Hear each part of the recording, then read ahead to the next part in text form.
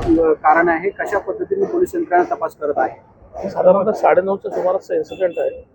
एक व्यक्ती आहे जखमी टोके म्हणून. ते ज्या ठिकाणी सकाळी चहा घेत होते, अचानक जेव्हा गाडीत बसले होते, दोन इसम बाईकवरती आले आणि साधारणतः 4 ते 5 राऊंड फायर झालेले आम्हाला फक्त प्रथम दर्शनी दिसतं. काही खाली केस त्या बुलेट्सचे जे आहेत ते आपण मिळालेले आहे. जखमी हॉस्पिटलला ॲडमिट आहे आणि सध्या स्टेबल आहे असं डॉक्टरांचं म्हणणं आहे. आता याची बॅकग्राऊंड काय, पार्श्वभूमी काय, याचा तपास आमचा सुरू आहे.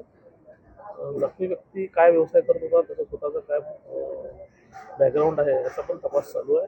आणि सगळ्या पद्धतीने आमच्या टीम्स, क्राईम ब्रांचची आणि police station, local police station आणि झोन 1च्या टीम्स या कंबाईनप्रमाणे काम करत आहेत आरोपींच्या मागे. सर, ठेकेदार एपीएमसी मधला तर त्या कुठेतरी वादातून झालाय का? पूर्व आता ही सध्या चर्चा आहे, म्हणजे ह्या चर्चा विविध प्रकारे चर्चा आहे, पण निश्चित कन्क्लुजनपर्यंत पोलीस कुठल्याही पद्धतीने आलेलं नाही आहे.